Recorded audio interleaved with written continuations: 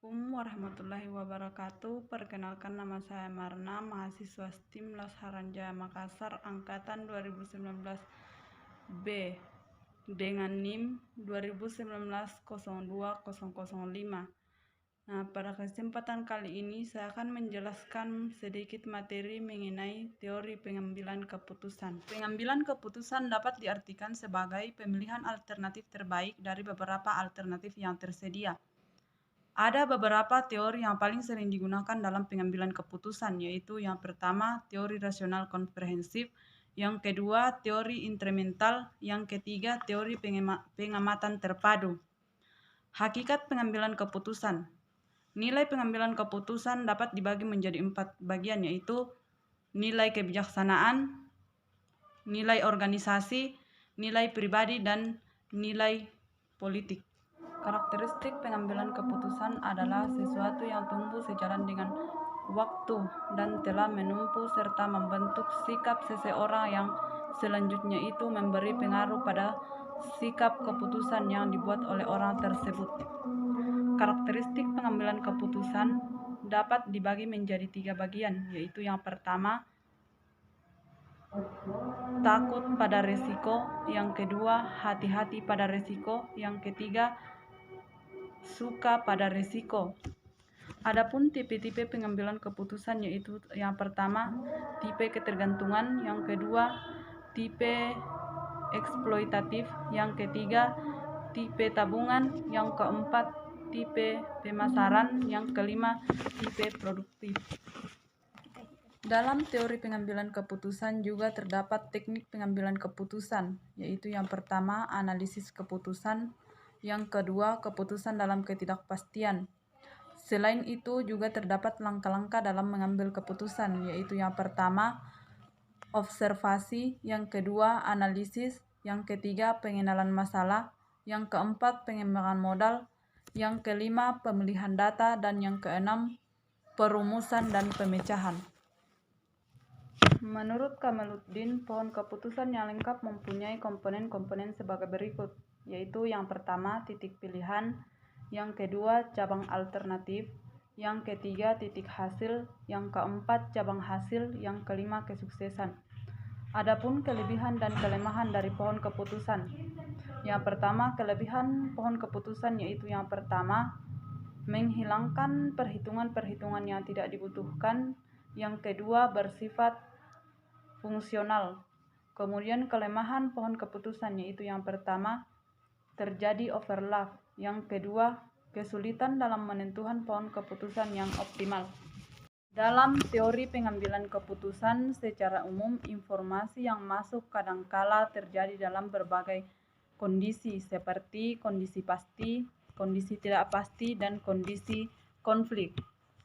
Dalam proses pengambilan keputusan, dalam kondisi pasti, proses pengambilan keputusan yang dilakukan adalah berlangsung tanpa adanya banyak alternatif. Keputusan yang diambil sudah jelas pada fokus yang dituju. Kemudian teknik yang bisa digunakan yaitu menggunakan program linear atau secara aljabar linear dengan analisis jaringan. Pada kondisi tidak pasti, proses lahirnya keputusan lebih sulit atau lebih kompleks. Dalam artian, keputusan yang dibuat belum diketahui nilai probabilitasnya atau hasil yang mungkin diperoleh. Untuk menghindari timbulnya masalah, sebaiknya melakukan riset terlebih dahulu, mencari informasi sebanyak mungkin, dan mempergunakan beberapa metode pengambilan keputusan dengan setiap masalah yang mungkin timbul.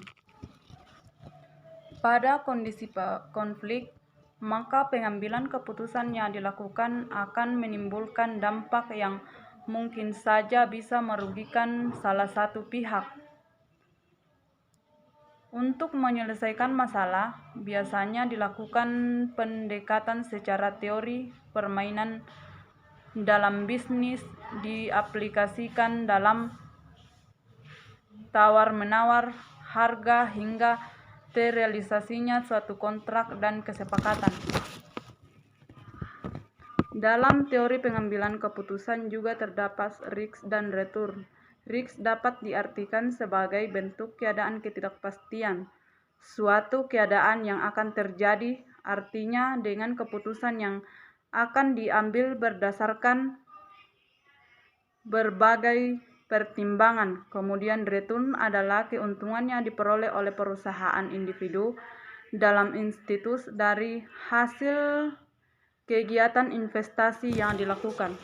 Adapun bentuk-bentuk hubungan antara risk dan return, yaitu yang pertama bersifat linear atau searah, yang kedua semakin tinggi return maka semakin tinggi pula resiko, yang ketiga semakin besar aset kita tempatkan dalam keputusan investasi maka semakin besar pula yang timbul dari investasi tersebut.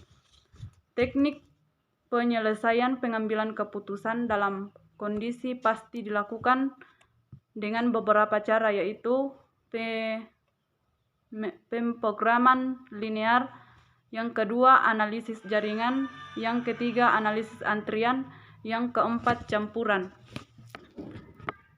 Dalam teori pengambilan keputusan juga terdapat yang namanya konflik.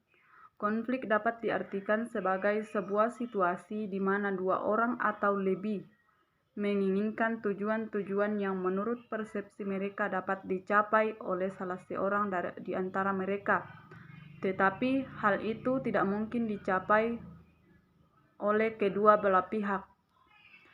Adapun penyebab terjadinya konflik. Menurut Stoner, penyebab terjadinya konflik yaitu sebagai berikut. Yang pertama, pembagian sumber daya. Yang kedua, perbedaan dalam tujuan. Yang ketiga, ketergantungan aktivitas kerja. Yang keempat, perbedaan dalam pandangan. Yang kelima, gaya individu dan ambiguisi organisasi. Ada beberapa jenis-jenis konflik, yaitu yang pertama konflik yang dilihat dari posisi seseorang dalam struktur organisasi terdiri dari 4 macam, yaitu yang pertama konflik vertikal, yang kedua konflik horizontal, yang ketiga konflik garis, yang keempat konflik peranan. Kemudian yang kedua konflik yang melibatkan individu-individu atau kelompok-kelompok, yaitu konflik dalam diri individu. Yang kedua konflik antara individu dengan kelompok, yang ketiga konflik antara kelompok, yang kelima konflik antara organisasi.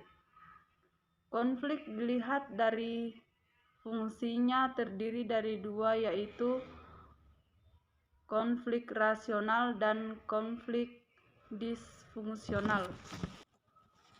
Pada teori pengambilan keputusan, konflik dapat terjadi dalam organisasi apapun. Untuk itulah manajer atau pemimpin dalam organisasi harus mampu mengelola konflik yang terdapat dalam suatu organisasi secara baik agar tujuan organisasi dapat tercapai tanpa hambatan-hambatan yang menentukan konflik.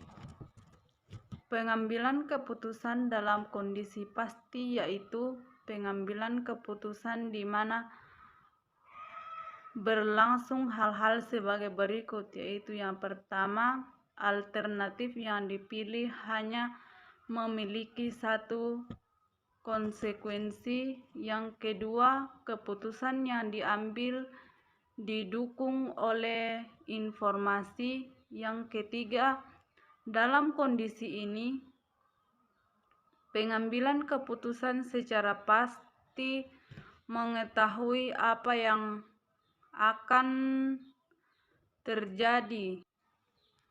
Baik, mungkin itu saja yang dapat saya sampaikan mengenai teori pengambilan keputusan. Kurang dan lebihnya mohon dimaafkan. Assalamualaikum warahmatullahi wabarakatuh.